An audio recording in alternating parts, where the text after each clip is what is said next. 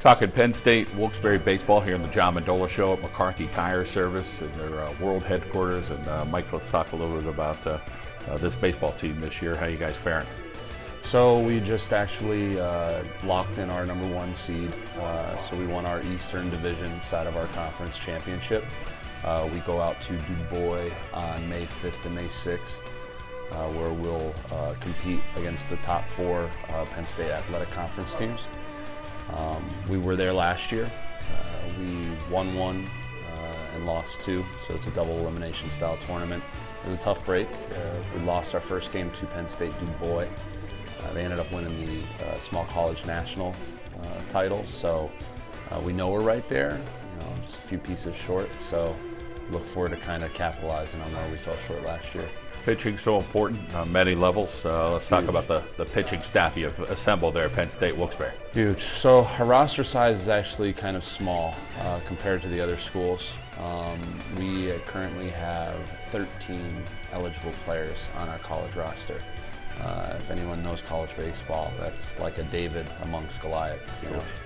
And the best thing about our staff is the fact that 8 of them are high-quality pitchers at a college level. So we have our top 3 starters, Jordan Choman, Brandon Hardiman, and Brian Hardiman.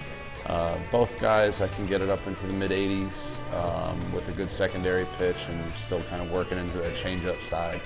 So they can keep hitters off balance pretty well, and they do a good job putting us in position to win games.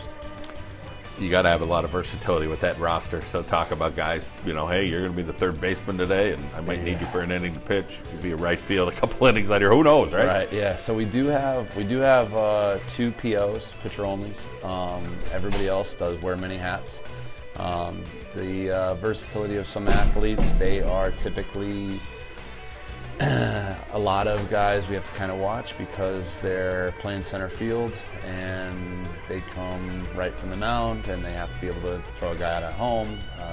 We don't have any catcher pitchers, so to speak, so I'm not worrying about too much on their legs, but for the most part, guys, we've strategically kind of come up with some method of madness to remain successful, but yeah, they do wear a lot of hats.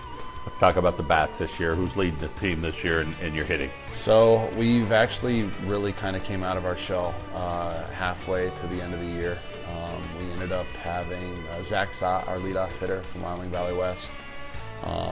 We really kind of have held a metric to our players and a standard of quality at-bats, quality appearances. So they've done a really good job since the fall practices all the way through spring training and whatnot. So our whole entire lineup can kind of do damage. Zach Sott possesses Division I speed. So, even when he miscues the ball, he can still possess the ability to get to first base. Tanner Williams is leading our team with home runs. He's from Wyoming area. Hits the ball real hard wherever he hits it. Brandon Hardiman, a freshman out of Northwest, has been coming through. We do possess a lot of well-roundedness when it comes down to not just hitting balls hard, situationally hitting, and we bunt. We play a lot of small ball. So wherever the situation kind of warrants, we take care of that.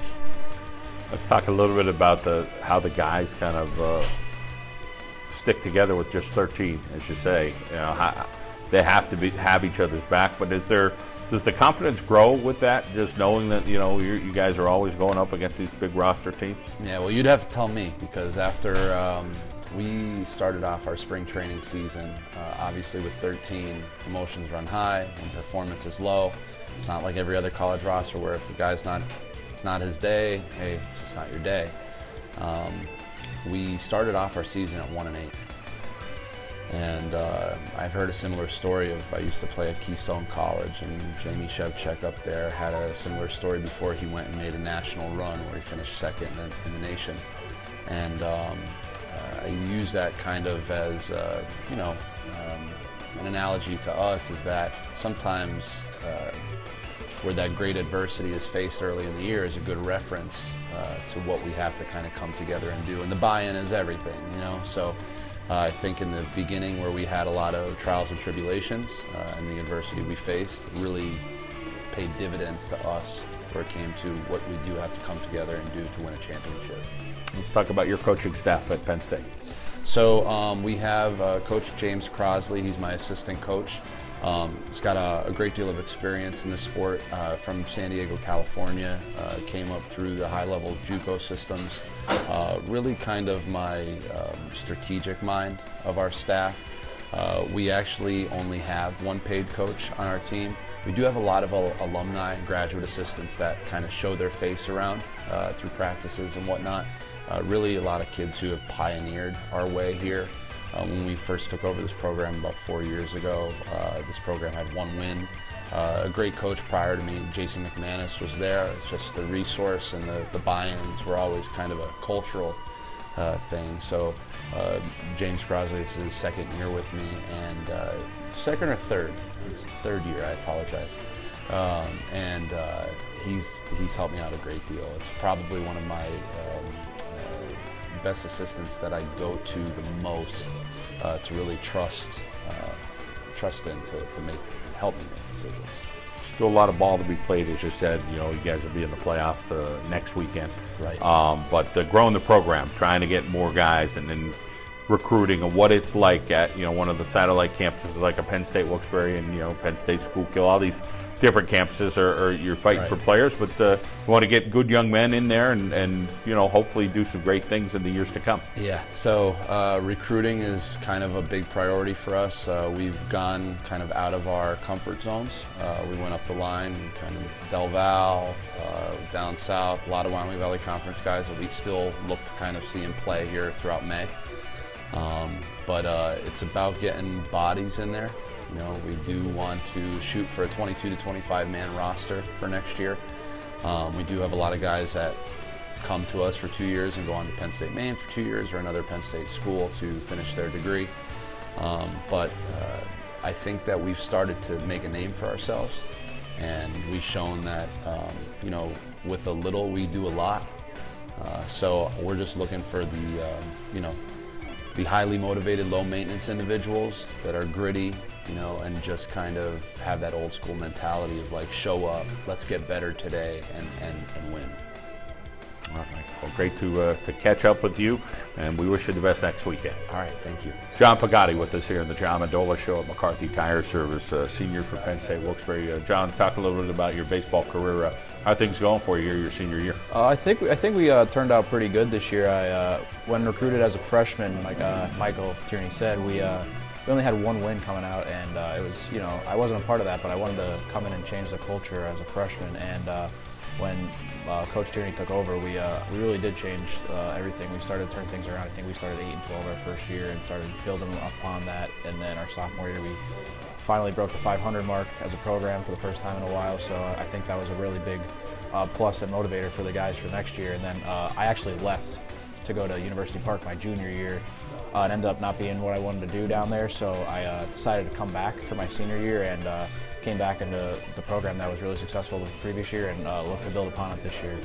Let's talk about the challenges for this year, starting 1-8 and figuring it out. How did you guys figure it out? Yeah, I think we really just started to trust a little bit more. We started to focus on the tinier things a little bit more, and I think it really worked out. Once we started the conference play, we realized that these teams down in South Carolina that might have 20, 30 kids, I feel like we came back and we're like, we can compete with anybody if we're competing down there. Even though we're losing games, we're still competing at a very high level. So I felt once we focused up a little bit more, I feel like we really turned things around and won the East Division. So I thought that was a very big accomplishment for our program. So 13 guys, man, everybody's got to find a way to pitch. So talk about, you could pitch, other guys.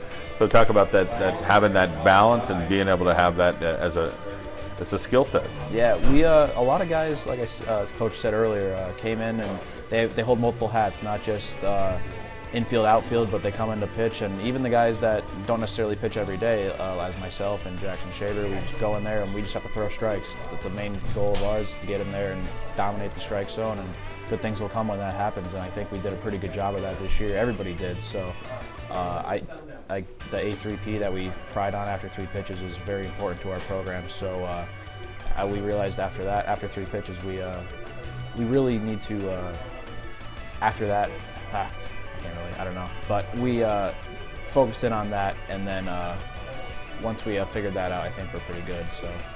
Let's talk about your sister, Nicole, who's 18. What's she up to? She's a graduate from Pittston area coming up in June. I think she's going to go to LCC for 2 years to try to figure out what she would like to do. So I'm very happy for her. It's awesome. You're doing well in school. You're going to actually go on to Misericordia for your MBA. Talk about that next step for you and your excitement to do something more academically.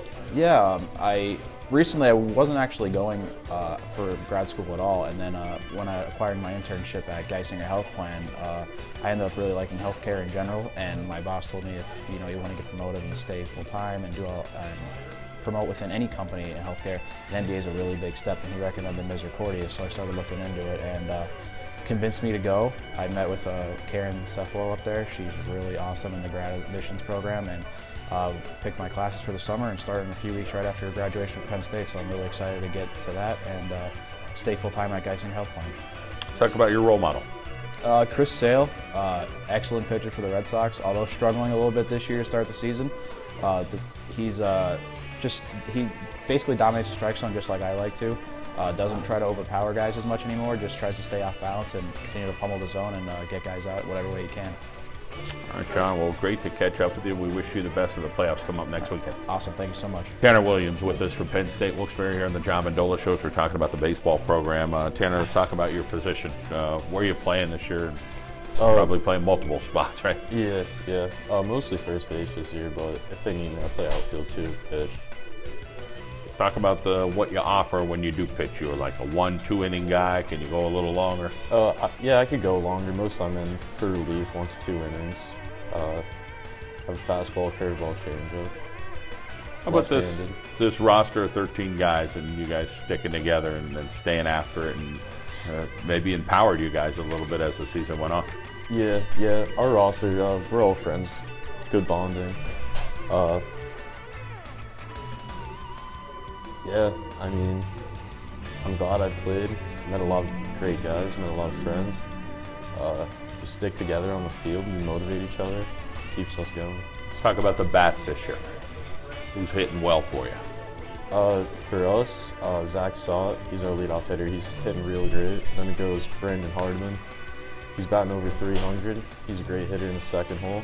I bat third. I'm having a good season. After that, Leroy Fedek, he's cleaning in, bringing a lot of RBIs in. Sean Paul, great home run hitter. Pretty much everyone. I mean, I don't want to leave guys out, but yeah. And a lot of local guys, different. You got Pittston, the Wyoming area, Valley West, they go all over the Wyoming Valley, but there always are going to be guys from outside the area. But talk about maybe being rivals against some of these guys, but now they're on your team and what that's like to get to know them a little better. Yeah, I knew them all through high school and stuff, just playing baseball with them, traveling. So I kind of knew each other before that. All right, let's talk about your siblings. You got a brother, Dylan, and a sister, Jocelyn. Tell us about both of them. My brother's right now, he's a junior in Wyoming area. He plays baseball and football. He's pretty big. Hopefully does big things. My sister, she is a freshman at Wyoming area. She plays softball, lacrosse, basketball, pretty much everything. Pretty busy sports family. Yeah. Let's talk about your major, what you're studying at Penn State and what you hope to do in the future. Right now I'm studying energy engineering. I'll get my 4-year degree, bachelor degree in that. I'm not sure exactly what I'm going to go to in the energy field. I'm going to wait until my last 2 years to see what my course is, what I like the best, and where that's going to take me. Tanner, talk about your relationship with your coaching staff that you have and them trying to get the best out of you guys. Yeah. They really taught me a lot this year, just with approaching, how to approach the game. And I feel like that was the aspect missing out of my game, and they just added it to it. Really went well. All right, Tanner, well, thanks for your time. We wish you the best. Thank you. Zach Sott with us here on the John Mendola Show, sophomore, Penn State, Wilkes-Barre. Zach, Coach gave you some kudos, doing some good stuff this year. Talk a little bit about what it's like to play at a local school and getting people out in the family to come watch you play, and you guys having some success this season. It's nice. It's nice being home. I originally started at Wilkes-Barre before transferring here. Things just didn't work out there. Grades weren't too good, so I decided to come home, and Penn State Wilkes-Barre was a great option. could still go away to Penn State, Maine in a couple years. The team's been pretty good. We're 12-3 right now, playing well. About to go to the PSUAC championships. Hopefully we can do some work down there. Well, let's talk about the turning those grades around, the 3.54 and the Dean's List, and kind of gaining a little bit of confidence and just saying, hey, you know, it's the right fit. Sometimes that's all it is. Yeah, it was a big adjustment to go away from school. I don't know if I was ready for it, so I definitely recommend like a junior college or whatever before. And it's just all about hard work. What you put in is what you're going to get out of it. Let's talk about your favorite subject, business, and then what you're thinking about as a career down the road here. Yeah, I started off as an accounting major. I didn't really like it too much, so I switched to healthcare management, and I think that's a better fit with more options, more job availability. Couple sisters, Nicole and Jessica, so talk about your relationship with them and you know, how you looked up to them and maybe they're able to support you at your baseball games. Nicole was a field hockey player. She went to St. Francis. She ended up transferring back home to Kings. She recently accepted a graduate assistant coaching job at a D2 school down in Maryland. So she's doing that next year. I think she's starting. And Jessica, she's a school teacher down for the Lower Marion School District near like Philly. Well, good to hear they're doing good things. Talk about your role model, your dad. My dad always just taught me hard work. What you put in is what you're going to get out of it. As far as the fun with the guys, talk about hanging out with them, what you guys like to do. We usually go out to eat, like weeknight. Keeley's is always a good restaurant over in Keeley, or in Kingston. And play basketball in the gym. We're always just hanging out, messing around. What do you like about this team? Talk about you know, what this team has to offer you. Obviously, you played high school ball, and you know you had some other opportunities there. But what's it like playing in Penn State, Wilkes-Barre, and the relationships with the guys, and why you guys like what you're doing out there on the field? Well, there's not many kids at Penn State Wilkes-Barre. We only have like 400 kids on campus. So like I mainly associate with the team. So these are like my best friends right now. A lot of us are going down to Maine next year, so these are going to be my friends for life. We just hang out, you know what I mean? As far as your relationship with your coaches, talk a little about Coach Tierney, what he brings, and then you have a veteran coach over there as well. Coach Tierney definitely relates a lot to us because he's younger, knows what we're going through, he's been through it all, so it's been great. Coach Patches, we call him Patches, he was guided by John Madden down in San Diego State. He had him as a coach, so he knows all the little coaching techniques and whatnot. He's a funny guy. Well, as far as playing the outfield, take us through who some of the other outfielders are this year and how you guys are doing out there. Brandon Hardiman took over center field. He's been playing real well. Tracks down a lot of balls. And then in left field, we have Rob McClay. He's solid out there too. All right, Zach. Well, we wish you the best next weekend in the playoffs, and great to catch up with you. Thank you.